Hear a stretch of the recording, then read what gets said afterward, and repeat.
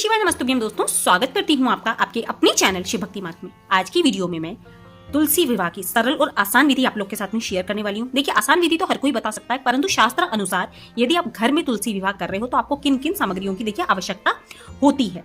क्योंकि देखिए, अगर विवाह वो चीज होती है, विवाह का कार्यक्रम जैसे हम लड़की की शादी करते हैं, आप सभी को पता होगा, आप सभी ने अपनी बेटियों की शादी करी होगी, आपकी खुद की शादी हुई होगी, कितनी तैयारियां लगती है। यदि आप विधि पूर्वक तुलसी विवाह करना चाहते हैं तो उसकी बहुत बड़ी प्रक्रिया होती है। पंडित जी बुलाए जाते हैं, लगन लगवाया जाता है, उसके पश्चात तुलसी विवाह एक समारोह की तरह किया जाता है। परंतु यदि एक आसान विधि से, क्योंकि तुलसी विवाह हर एक व्यक्ति को करना चाहिए, कन्यादान करने के बराबर पुण्य फल की प्राप्ति होती है तुलसी विवाह करने से। विधि क्या है, सामग्री क्या है, बहुत आसान सामग्री आपको बता रही हूँ जो घर में आपको आसानी से उपलब्ध हो जाएगी। और किस विधि से आपको पूजन करना है वो भी आपके साथ में डिटेल में शेयर करने वाली हूँ, तो वीडियो में बने रहिएगा। वीडियो अच्छा लगता है तो वीडियो को लाइक जरूर करिएगा। देखिए, सबसे पहले आपको तुलसी विवाह करने के लिए आपको सबसे पहले तो देखिए 2 चौकियां चाहिए। एक ये आपको बड़ी चौकी दिख रही होगी, ठीक है, एक बड़ी चौकी चाहिए हमें जिसमें हम विष्णु जी को विराजमान करेंगे, यानी सत्यनारायण भगवान की यहाँ पर मैंने तस्वीर ली है, ठीक है। उसके पश्चात यहाँ पे पास में आपको लाल रंग की जो कपड़ा बिछा चौकी दिख रही है, ये हमने रखी है माँ तुलसी के लिए, ठीक है। एक चौकी विष्णु जी के लिए रहेगी और एक पाटा हम लेंगे तुलसी जी के लिए। जैसे शादी में हम 2 पाटे लगाते हैं लड़का लड़की के लिए, इसी तरह से आपको 2 पाटे की जरूरत पड़ेगी। लाल कपड़ा तुलसी जी के लिए बिछाया जाएगा और पीला कपड़ा विष्णु जी के लिए बिछाया जाएगा। अब यहाँ पर मैंने विष्णु जी की ये वाली तस्वीर ली है। आप चाहें तो आपके पास शालिग्राम जी हो तो आप उनको भी रख सकते हैं, परंतु यहाँ पर मेरे पास यही तस्वीर थी। और यदि विष्णु जी की मूर्ति है तो आप विष्णु जी को भी रख सकते हैं, परंतु ध्यान रखिएगा लक्ष्मी जी साथ में ना हो, विष्णु जी की खाली तस्वीर होनी चाहिए, ठीक है। कुछ लोग लड्डू गोपाल जी को भी रख लेते हैं। लड्डू गोपाल जी को नहीं रखा जाता क्योंकि लड्डू गोपाल जी 1 साल का स्वरूप मान के हम उनका पूजन करते हैं, तो किसी बच्चे का विवाह करना संभव नहीं होता, इसलिए लड्डू गोपाल को हम पूजा में नहीं रखते। देखिए, आपके घर में जो होता होगा वो तो आप अपने अनुसार देखिएगा, परंतु जो शास्त्र कहते हैं मैं वही चीज आपसे शेयर कर रही हूँ। यहाँ पर हमने गणेश जी को विराजमान कर लिया है, ठीक है। यहाँ पर गणेश जी की मूर्ति है मेरे पास में और गणेश जी को हमने यहाँ पर बिठा लिया है। गणेश जी अगर आपके पास नहीं है मूर्ति में तो आप जो सुपारी होती है ना, सुपारी को भी कलावा लपेट कर बिठा सकते हैं, ठीक है। तो यहाँ पर हमारे पास गणेश जी है क्योंकि किसी भी पूजा में सर्वप्रथम गणेश जी का ही पूजन अर्चन किया जाता है। इसके पश्चात देखिए, किसी भी पूजा में हम करते हैं सबसे पहले कलश की स्थापना, क्योंकि यहाँ तो देखिए भगवान के विवाह का अवसर है, तो हम भगवान का आह्वान करेंगे, कलश का स्थापन करेंगे, वरुण देव की स्थापना करेंगे। तो सबसे पहले देखिए हमें चाहिए एक जल से भरा हुआ तांबे का कलश। उस कलश में सबसे पहले डाला जाएगा गंगा जल, उसके पश्चात आपको जल भरना होता है, ठीक है। कभी भी ये गलती ना करें, पहले जल डालें फिर गंगा जल डालें, वो सिंपल जल ही कहलाएगा। पहले गंगा जल डालें उसके बाद जल आपको डालना है। अब कलश के अंदर डालने के लिए देखिए आपको चाहिए आम के पत्ते। आम के नहीं हो तो अशोक के ले लीजिएगा, अशोक के नहीं हो तो पान के पत्ते भी चलेंगे, ठीक है। 7, 5, 11 जितने आपको मिल जाए। इसके बाद कलश के अंदर डाली जाती है सिक्का, सुपारी, ठीक है, हल्दी की गांठ, उसके बाद आप लौंग का जोड़ा डाल सकते हैं, ठीक है। आपको जो चीजें उपलब्ध हो जाए, सिक्का, सुपारी, हल्दी की गांठ, और यहाँ पे थोड़ी सी तिल्ली डाली जाएगी और एक पुष्प डाला जाएगा, ठीक है। तो यही सामग्री आपको कलश के अंदर डालनी होती है, ठीक है। कलश के अंदर ये सब सामग्री डालने के बाद में जो पात्र में आप ये देख रहे होंगे, यहाँ पर गेहूं भरा हुआ है, ठीक है। इस पात्र को इस जो गेहूं के पात्र को हम कलश के ऊपर रखते हैं। इस पात्र को कलश पे रखने के बाद नारियल की स्थापना की जाती है और कलश के नीचे भी हम अनाज ही रखते हैं। तो विष्णु जी की पूजा में जब भी हम सत्यनारायण स्वरूप या विष्णु जी के किसी भी स्वरूप की पूजा करते हैं तो उसमें अक्षत का प्रयोग नहीं करते और एकादशी के दिन अक्षत का प्रयोग किया भी नहीं जाता। तो हम यहाँ पर कलश के नीचे भी गेहूं ही रखेंगे। उसके ऊपर हम कलश की स्थापना जब हम करेंगे तो नारियल रखेंगे। नारियल पे मैंने यहाँ पर कलावा लपेट लिया है, आप चाहें तो लाल रंग की चुनरी भी लपेट सकते हैं, ठीक है। इसके ऊपर स्थापना कर दी जाएगी। स्थापना करने के पश्चात करा जाता है दीपक प्रज्वलित। दीपक यहाँ पर एक दीपक जो मैंने ये तैयार करा है, इसमें थोड़ा सा इतना घी रखिएगा कि पूरी पूजा में ये आपके जल जाए, ठीक है। उसके नीचे हम रखेंगे तिल, रखना है आपको, ठीक है। आप चाहें तो गेहूं भी रख सकते हैं, चाहे तो तिल भी रख सकते हैं। उसके बाद हम दीपक का पूजन करते हैं। दीपक के पूजन करने के लिए और यहाँ पे पूरी पूजा के लिए यहाँ पर जो मैंने अक्षत रखे, ये खैर मेरी इस जो सिंदूर की डिबिया इसमें रखे रहते हैं, परंतु अक्षत का प्रयोग नहीं करेंगे, ये तो रखे रहते हैं, तो इसलिए मैंने बस डायरेक्टली उठा के रख दी थी। तो यहाँ पर जो है अष्टगंध हमने रख लिया जो हम श्री हरि विष्णु को चढ़ाएंगे। सिंदूर रख लिया है, पूजा के लिए हमें सिंदूर की जरूरत पड़ेगी और हल्दी की जरूरत पड़ेगी क्योंकि शादी विवाह में हल्दी का प्रयोग किया जाता है। उसके बाद हमें चाहिए जनेऊ। जनेऊ यहाँ पर मैंने 3 रख लिए हैं, एक गणेश जी के लिए, एक श्री सत्यनारायण के लिए और एक कलश देवता के लिए। आपको 3 जनेऊ रख लेना है, ठीक है। इसके पश्चात यहाँ पर रख लिया हमने हल्दी की गांठ। हल्दी की गांठ जब हम माता का गठबंधन करेंगे उसके लिए हमें चाहिए होगी तुलसी माँ का।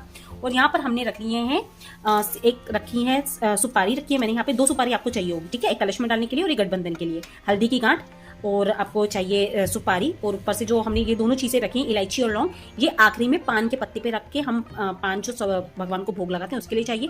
किसी भी पूजा में इत्र का प्रयोग सबसे सर्वाधिक महत्वपूर्ण होता है, तो इत्र हमने भगवान के लिए रखा और विवाह में तो देखिए इत्र तो हम जरूर लगाते हैं। उसके बाद में हमने यहाँ पर तिल्ली रख ली है, तिल्ली का ही प्रयोग आज की पूजा में किया जाएगा। दक्षिणा हमने रख ली है, यहाँ पर गठबंधन के लिए भी चाहिए होगी हमें, और आखिरी में हमें भगवान को दक्षिणा भी समर्पित करनी होती है। तो जो आपका समर्थ हो आप दक्षिणा रख सकते हैं।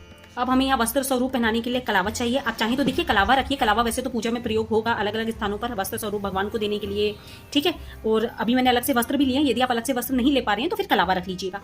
इसके बाद आपको चाहिए देखिए फूल, गुलाब के हो सके तो गुलाब के ले लीजिएगा। गेंदे के जो पीले फूल भगवान को चढ़ाए जाते हैं वो, अगर भगवान के लिए देखिए आपको दूर्वा मिल जाती है, ठीक है, दूर्वा आप अवश्य रूप से रख लीजिएगा। यहाँ पर मेरे जो दूर्वा मैंने सुबह तोड़ी थी थोड़ी सी सूख गई है, परंतु दूर्वा को पवित्र ही माना जाता है। तो पीले फूल, गुलाब के फूल, जो भी आपको फूल मिल पाते हैं वो जरूर रख लीजिएगा। देखिए यहाँ पर आपको दिख रहा होगा ये जो पन्नी में है, यहाँ पर, क्योंकि अभी मैंने बाहर निकाली नहीं है, ये 2 वरमालाएं हमने ली थी, ठीक है, भगवान को पहनाने के लिए 2 वरमाला यहाँ पर हमने ली है। एक वरमाला हम श्री हरि विष्णु से छुआकर तुलसी जी को पहनाएंगे, दूसरी वरमाला तुलसी जी से छुआकर हम विष्णु जी को पहनाएंगे। तो यहाँ हमें 2 वरमाला चाहिए, एक पन्नी में रखिए और एक पन्नी यहाँ पर आपको निकाल कर दिखाई। देखिए जब आप भगवान को वरमाला वगैरह पहना देते हैं उसके पश्चात हमें करना होता है गठबंधन। तो गठबंधन और भगवान को पहनाने के लिए यहाँ पर जो हमने वस्त्र लिए हैं, एक पीला पीताम्बर वस्त्र लिया है, ठीक है, ये श्री हरि विष्णु के लिए हमने लिया है, ठीक है।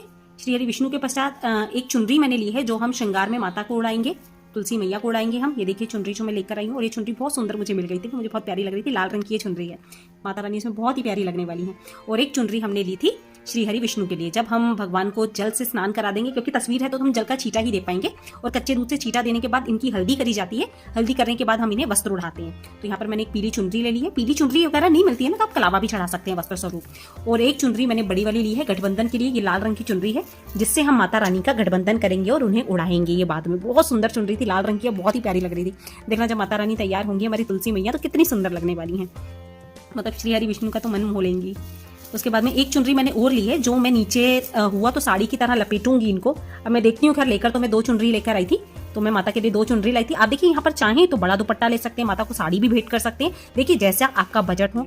तो यहाँ पर देखिए मैंने वस्त्र रख लिया है, भगवान को पहुंचने के लिए हमें वस्त्र चाहिए होगा। तो यहाँ पर अभी मैंने कच्चा दूध नहीं रखा है, क्योंकि ये सिर्फ अभी मैं तैयारियां दिखा रही हूँ, क्योंकि मुझे भी इस पूजा में यही सामान लगता है, तो सिर्फ मैं तैयारियां दिखा रही हूँ। कच्चा दूध अभी मैंने यहाँ नहीं रखा, पूजा के लिए कच्चा दूध जरूर रखिएगा, ठीक है। तो कच्चा दूध अभी मैंने नहीं लिया है, कच्चा दूध रख लीजिएगा। अब माता के लिए श्रृंगार की सामग्री, ठीक है, श्रृंगार सामग्री में देखिए हमें चाहिए होती है चूड़ियाँ। यहाँ पर देखिए अच्छे से उसमें कैमरे में नहीं दिख पा रहा है, हरी और लाल रंग की चूड़ियाँ हमने ली है, ठीक है। चूड़ी पहनाएंगे हम माँ को, तुलसी मैया हमारी। उसके बाद में मेहंदी ली है हमने, यहाँ पर मेहंदी अर्पित करेंगे, क्योंकि देखिए किसी भी शादीशुदा लड़की के लिए जब वो तैयार होती है तो मेहंदी सबसे ज़्यादा उसे प्रिय होती है, तो यहाँ पर हमने मेहंदी ली है। इसके बाद नेल पेंट, काजल, मंगलसूत्र मैंने ले लिया है, पायल ले ली है यहाँ पर। अभी इसमें मुझे बिछिया रखनी है, बिछिया मैंने पता नहीं कहाँ रख दिया, तो ये मैं इसके अंदर बिछिया जरूर रखूंगी। इसी मैया को देखिए पहले तैयार करते हैं, ठीक है, मंगलसूत्र, बिछिया, ठीक है, ये सब सुहाग की निशानी होती है, तो ये हमें गठबंधन के बाद में पहनाना होती है। ये सारी चीजें हम पहले नहीं पहनाते, पहले सिर्फ हम माता को हल्दी अर्पित करते हैं, क्योंकि किसी भी लड़की को पहले हल्दी चढ़ाई जाती है, चूड़ी पहनाते हैं और उन्हें मेहंदी लगाते हैं हम, ठीक है, पायल आप पहना सकते हैं, बाकी श्रृंगार की सामग्री आप भेंट कर सकते हैं। परंतु शादी के बाद जैसे इनका जब आप गठबंधन कर देंगे, फेरे लगवा देंगे, या गठबंधन करने के बाद भी आप इन्हें पायल, बिछिया, ठीक है, और मंगलसूत्र, सिंदूर, जो सुहाग की सामग्री होती है वो गठबंधन के बाद चढ़ाई जाती है, ठीक है। तो ये सारी जो हमने सामग्री है, देखिए आप अपने सामर्थ्य के अनुसार यहाँ पर चांदी के, सोने के जेवर भी रख सकते हैं, कपड़े आप ज्यादा रख सकते हैं, श्री हरि विष्णु के लिए कपड़े आप रख सकते हैं। देखिए मैं सिर्फ एक सिंपल सा आपको बता रही हूँ कि आप अपने बजट के अनुसार यहाँ पर रख सकते हैं। देखिए क्योंकि क्या होता है, जितना करो उतना कम होता है, आप अपने सामर्थ्य अनुसार जितना रख सकते हैं उतना आप रखिए, ठीक है। ये सब हो गया। इसके बाद में जब ये सारी प्रक्रिया हो जाती है, उसके बाद हमने विवाह वगैरह जो भी कर दिया, ठीक है, इसके बाद में हम भगवान को अर्पित करते हैं भोग। तो भोग में मैंने यहाँ पर रखी है पंचमेवा। पंचमेवा में हमने ड्राई फ्रूट्स जो लिए हैं वो आप देख लीजिए। यहाँ पर हमने मखाने, किशमिश और खारक और काजू वगैरह सारी चीजें रखी है, और इसी से हम आखिरी में माता की गोद भी भरते हैं। और जो आप बीच में गुड़ देख रहे हैं, गुड़ का भोग हम लगाएंगे श्री गणेश जी को, ठीक है। तो गणेश जी के लिए हमने यहाँ पर गुड़ का भोग रख लिया है। इसके बाद में हमने यहाँ पर रख लिया ऋतुफल। ऋतुफल में मुझे देखिए यही उपलब्ध हो पाए थे, तो मैंने यहाँ पर यही फल रखे हैं। यहाँ पर हमने अमरूद रख लिया है। यहाँ पर मुझे सिंघाड़े, हमारे यहाँ हरे सिंघाड़े नहीं मिलते, उबले हुए सिंघाड़े मिलते हैं, तो हमने यहाँ सिंघाड़े रख लिए हैं, ठीक है। इसके बाद आंवला रखा जाता है, आज की पूजा में मुख्य आंवला होता है।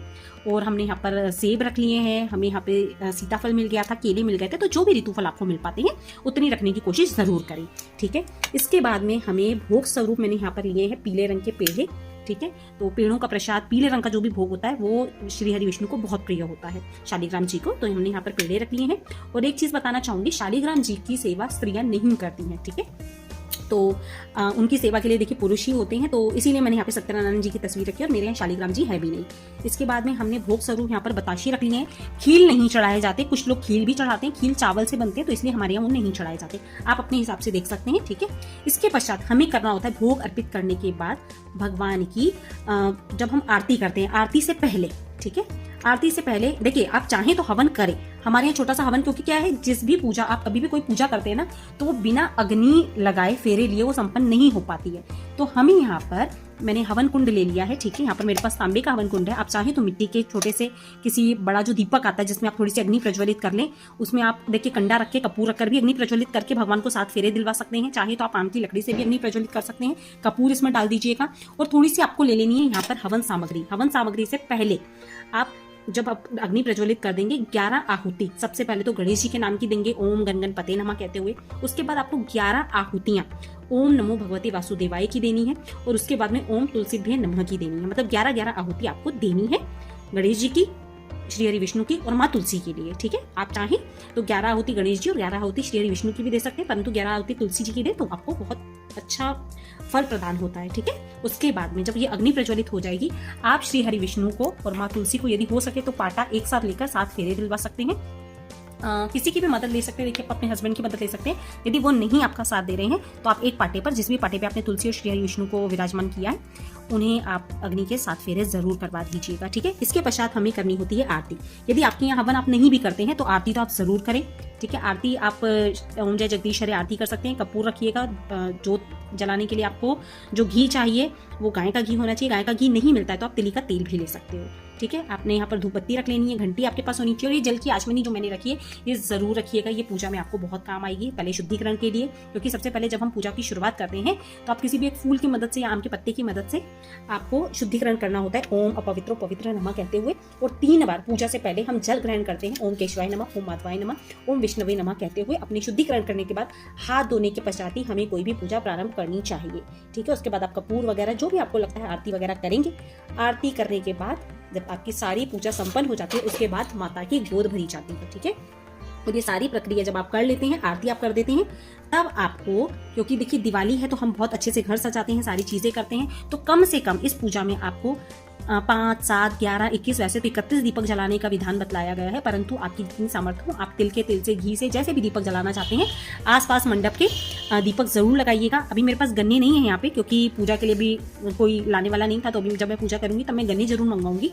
तो गन्ने का भोग भी आप लगाएं और साथ ही साथ मंडप सजाया जाता है गन्ने से। तो ये सारी सामग्री आपको चाहिए। देखिए यही बेसिक से सामग्री थी जो आपको घर में आसानी से मिल जाती है। मैंने भी कुछ बहुत ज्यादा चीजें मैं बाहर से नहीं लाई हूँ, केवल सुहाग की सामग्री हमें लानी होती है, ठीक है। तो ये बहुत आसानी से आप पूजा वगैरह कर सकते हैं।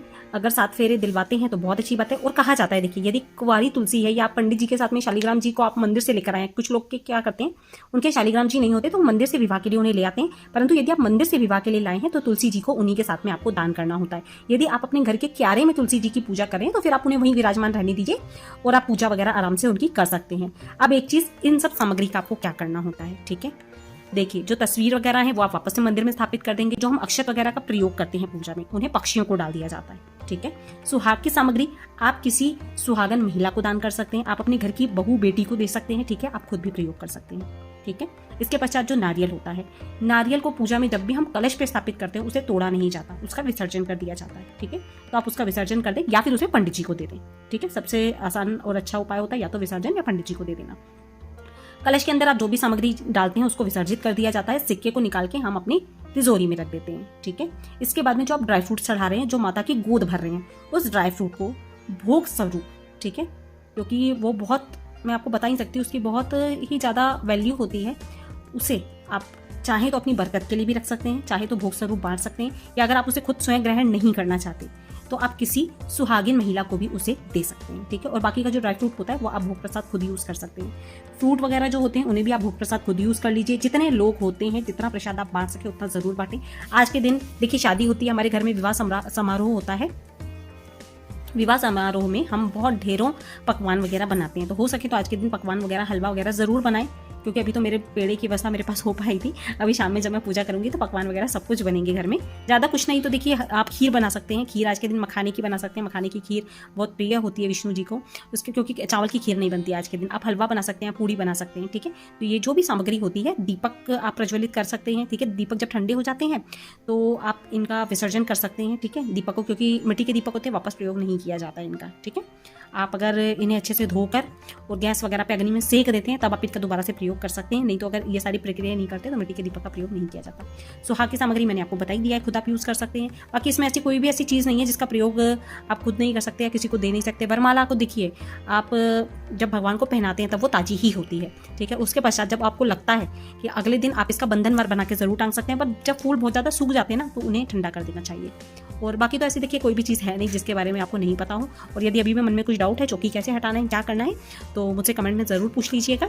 आशा करती हूँ वीडियो अच्छा लगा होगा, जानकारी अच्छी लगी होगी। पूजा विधि में आप लोग के साथ में आगे जरूर शेयर कर दूंगी। वीडियो अच्छा लगा हो तो वीडियो को लाइक जरूर कर दीजिएगा। चैनल पर पहली बार आए हैं, मेरी आवाज़ पहली बार, तो सब्सक्राइब जरूर कर लीजिएगा। मिलते हैं अपने नेक्स्ट वीडियो में, तब तक के लिए श्री शिवाय नमस्तुभ्यं, जय माता रानी।